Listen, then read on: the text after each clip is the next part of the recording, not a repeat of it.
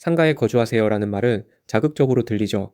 그런데 이 문장 안에는 더 불편한 질문이 숨어 있습니다. 지금 문제는 집이 부족한 건지 아니면 살만한 집이 부족한 건지부터 나눠봐야 합니다. 안녕하세요. 미래를 함께 공부하는 채널 퓨처마켓입니다. 오늘은 상가 거주라는 자극적인 말 뒤에 있는 전세난 비아파트 공급, 그리고 주식시장까지 이어지는 구조를 차분히 보겠습니다. 제 관점부터 말씀드리면 이 문제는 단순히 집을 더 지으면 끝나는 이야기가 아닙니다. 공급은 필요하지만 숫자만 늘리고 품질을 놓치면 시장은 다른 방식으로 다시 불만을 드러냅니다. 요즘 부동산 시장에서 자주 나오는 말은 전세가 부족하다는 겁니다. 전세 매물이 줄고 월세 전환이 늘면 세입자는 선택지가 적어지고 시장은 점점 더 예민해집니다. KB주택시장 리뷰도 임대 물량 감소와 월세 전환 증가가 전세 공급 부족 우려를 키운다고 봤습니다. 전세 수급 지수가 높아졌다는 건 시장의 체감 부족이 꽤 강하다는 뜻입니다. 여기서 중요한 건 부족의 종류입니다. 그냥 방이 모자란 것과 사람들이 살고 싶어하는 집이 모자란 것은 완전히 다릅니다. 밥은 있는데 밥상이 흔들리면 식사가 편하지 않은 것과 비슷합니다. 정부가 급할 때 꺼내는 카드가 비아파트 공급입니다. 아파트는 인허가부터 착공, 준공까지 시간이 오래 걸리니까 상대적으로 빠르게 만들 수 있는 주거 형태를 다시 보는 겁니다. 도시형 생활주택, 오피스텔, 다세대, 다가구 같은 단어가 반복해서 나오는 이유도 여기에 있습니다. 당장 들어갈 방을 늘리는 데는 이런 유형이 아파트보다 빠를 수 있습니다. 다만 빠르다는 장점은 항상 비용을 데리고 옵니다.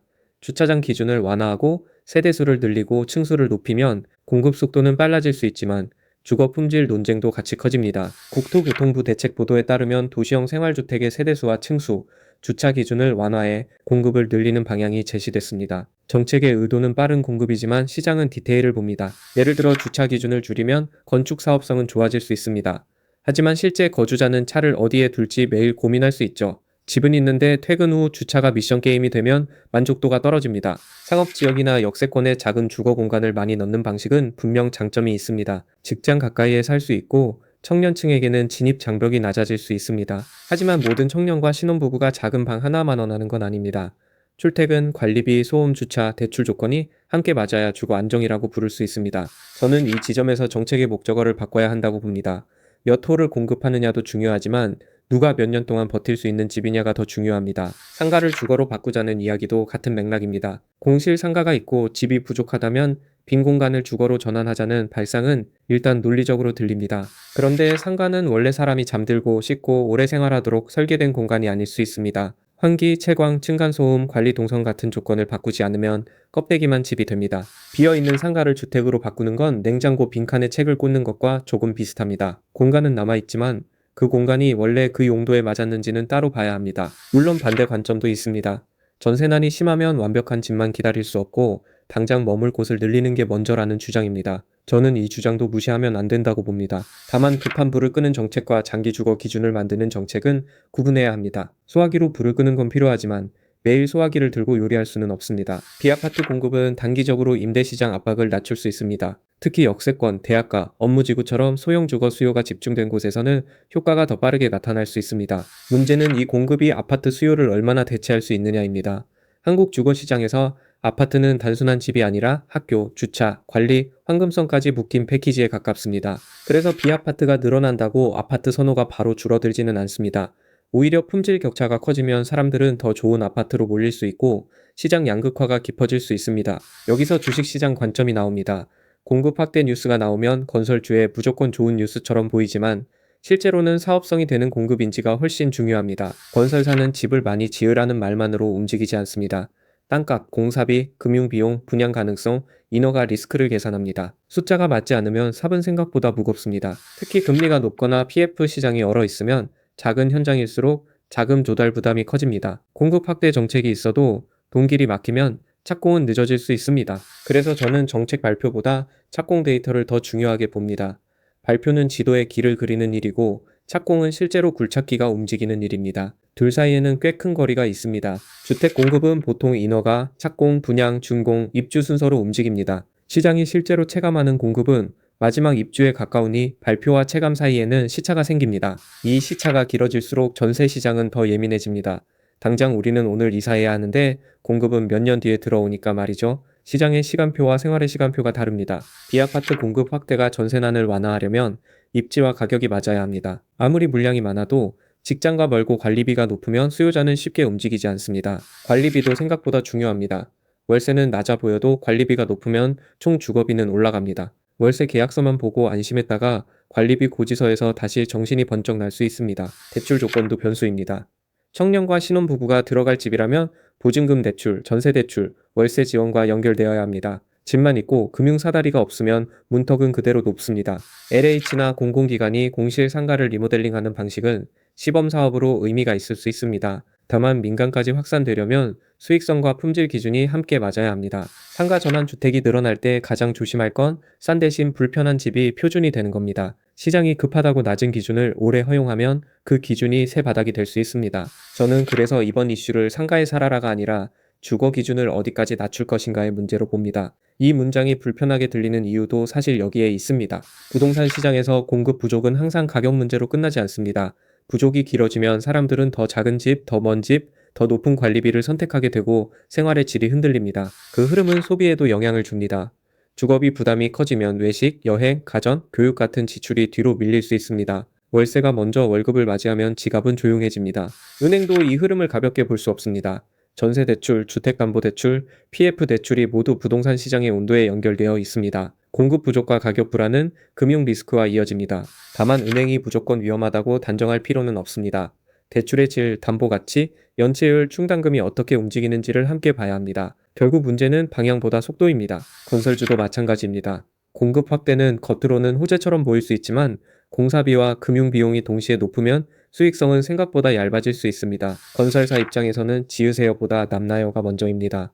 분양가를 올리기 어렵고 원가는 높다면 공급을 늘릴수록 이익이 좋아진다는 단순 공식은 깨집니다. 반대로 원가 부담이 진정되고 금융시장이 풀리면 이야기가 달라집니다. 정책 지원과 실제 수요가 만나는 지역에서는 착공이 다시 살아날 여지가 있습니다. 결국 투자자는 공급 확대라는 제목만 보면 안 됩니다. 어느 지역인지 어떤 유형인지 누가 짓는지 자금 조달이 되는지까지 봐야 진짜 의미가 보입니다. 전세난을 보는 첫 번째 지표는 전세 수급입니다. 수요가 많은데 매물이 부족하면 가격 압력이 생깁니다. 이 지표가 오래 높은 수준이면 세입자 협상력은 약해집니다. 두 번째는 월세 전환 속도입니다. 전세가 월세로 바뀌면 매달 나가는 현금 흐름 부담이 커질 수 있습니다. 가게가 느끼는 체감 물가는 여기서도 올라갑니다. 세 번째는 입주 물량입니다. 전세난은 말로 해결되지 않고 결국 실제 입주 가능한 집이 늘어야 풀립니다. 특히 사람들이 원하는 지역의 입주 물량이 중요합니다. 여기서 헷갈리면 안 되는 게 있습니다. 전국 공급이 늘어도 내가 살고 싶은 생활권의 공급이 부족하면 체감난은 계속될 수 있습니다. 평균은 친절하지만 이삿짐을 들어주진 않습니다. 서울과 수도권, 지방의 상황도 다르게 봐야 합니다. 어떤 지역은 전세난이 심하고 어떤 지역은 미분양이 부담입니다. 하나의 부동산 시장이라고 묻기엔 내부 온도가 다릅니다. 이 차이가 주식시장에도 중요합니다. 전국 공급 뉴스보다 특정 지역의 착공, 입주, 미분양, 분양가 흐름이 기업 실적과 더 직접적으로 연결될 수 있습니다. B아파트 확대가 성공하려면 싼 집이 아니라 납득 가능한 집이어야 합니다. 가격은 낮지만 교통이 나쁘고 관리비가 높으면 수요자는 결국 다른 선택지를 찾습니다. 주차 기준 완화도 마찬가지입니다. 차가 없는 사람에게는 문제 없을 수 있지만 지역 전체로 보면 골목 주차와 민원 비용이 늘 수 있습니다. 비용이 사라지는 게 아니라 이동하는 겁니다. 상가 전환도 도시 재생 측면에서는 긍정적일 수 있습니다. 죽은 상권의 공시를 줄이고 도심 안에 거주 인구를 넣으면 지역에 다시 하지만 상권과 주거는 리듬이 다릅니다. 밤에 조용해야 하는 주거와 밤에도 움직이는 상권이 섞이면 소음, 쓰레기, 보안 문제가 새로 생길 수 있습니다. 그래서 저는 상가 전환 주택에는 품질 체크리스트가 필요하다고 봅니다. 채광, 환기, 방음, 피난, 관리비, 대출 가능 여부를 최소 기준으로 공개해야 합니다. 정보가 투명하면 시장은 선택할 수 있습니다. 문제는 공급 확대라는 큰 제목 아래에서 실제 거주 조건이 뭉개질 때입니다. 이 두 개의 밸런스를 잘 잡아야 합니다. 정책 측면에서는 속도와 기준의 균형이 핵심입니다. 너무 엄격하면 공급이 막히고 너무 느슨하면 낮은 품질의 주거가 늘어납니다. 둘 다 시장에는 부담입니다. 저는 해법을 한쪽으로만 보지 않습니다. 단기에는 B아파트와 전환주택이 필요할 수 있고 장기에는 사람들이 선호하는 양질의 주택 공급이 같이 가야 합니다. 이걸 주식시장 언어로 바꾸면 단기 테마보다 지속 가능한 실적입니다. 공급 확대 수혜라는 말보다 실제 매출 인식, 마진, 현금 흐름을 확인해야 합니다. 특히 중소형 건설사나 PF 노출이 큰 기업은 공급 확대 기대와 자금 리스크가 같이 움직일 수 있습니다. 좋아 보이는 뉴스 뒤에 재무제표가 따라오는지 봐야 합니다. 은행과 금융주는 부동산 시장 안정이 긍정적일 수 있지만 부실 현장이 늘면 부담도 생깁니다. 그래서 업종 전체보다 대출 건전성 지표를 더 세밀하게 봐야 합니다. 내수주도 간접 영향을 받습니다. 주거비가 계속 오르면 소비 여력이 줄고 특히 선택 소비가 뒤로 밀릴 수 있습니다. 집 문제는 생각보다 많은 업종의 그림자입니다. 리츠나 임대주택 관련 자산도 단순히 수혜로만 보면 위험합니다. 임대 수요가 있어도 금리, 공실률, 자산 가치가 함께 움직이기 때문에 조건을 같이 봐야 합니다. 시청자 입장에서 가져갈 기준은 세 가지입니다. 첫째, 공급 발표보다 착공과 입주를 보세요. 둘째, 물량보다 입지와 품질을 보세요. 셋째, 뉴스보다 비용 구조를 보세요. 전세난이 심해질수록 시장은 빠른 답을 원합니다. 하지만 빠른 답이 항상 좋은 답은 아닙니다. 특히 주거는 하루 쓰고 버리는 물건이 아니라 생활의 바닥입니다. 상가에 산다는 말은 시장의 농담처럼 들리지만 사실은 꽤 날카로운 경고입니다. 우리가 지금 집의 개수만 세고 있는지 살만한 집의 기준을 지키고 있는지 묻는 말입니다. 긍정적인 시나리오는 분명 있습니다. 공실 상가와 비아파트를 잘 활용해 도심 임대 압박을 줄이고 청년층에게 현실적인 선택지를 늘리는 방향입니다. 반대로 부정적인 시나리오는 낮은 품질의 주거가 늘고 아파트 선호는 더 강해지며 전세난과 양극화가 동시에 길어지는 그림입니다. 이 경우 시장 피로감은 더 커집니다. 저는 지금 필요한 게 예측보다 점검이라고 봅니다. 정책 발표가 나왔을 때 바로 환호하거나 불안해하기보다 실제 공급으로 이어지는지 확인해야 합니다. 확인할 것은 복잡하지 않습니다. 인허가가 늘었는지, 착공이 따라오는지, 입주 물량이 어느 지역에 생기는지, 그리고 그 집을 실제 수요자가 감당할 수 있는지입니다. 주식 투자자라면 여기에 하나를 더 보태야 합니다. 기업이 그 공급을 통해 이익을 남길 수 있는지입니다. 시장 점유율보다 마진이 먼저 흔들리면 주가는 예민해질 수 있습니다. 오늘 이야기를 한 줄로 정리하면 이렇습니다. 공급 부족은 단순히 집 숫자의 문제가 아니라 살만한 집과 감당 가능한 비용의 문제입니다. 그래서 상가 거주 논쟁을 자극적인 문장으로만 보면 핵심을 놓칩니다.